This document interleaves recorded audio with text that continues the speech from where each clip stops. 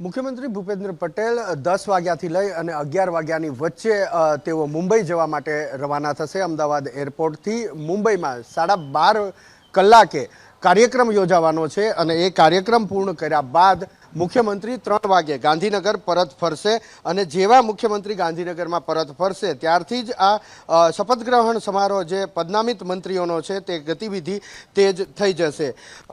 એસી એટ્રીએમ exchange plaza માં કાર્યક્રમ યોજાવાનો છે।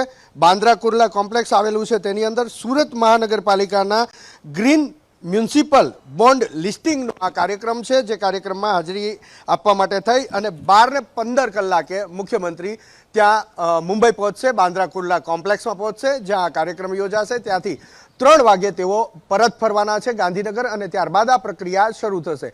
બીજી તરફ ભારતીય જનતા પાર્ટીના રાષ્ટ્રીય મહામંત્રી સુનિલ બંસલ, જે માહિતી મળી રહી છે, સુનિલ બંસલ તમામ મંત્રીઓ સાથે બેઠક કરશે।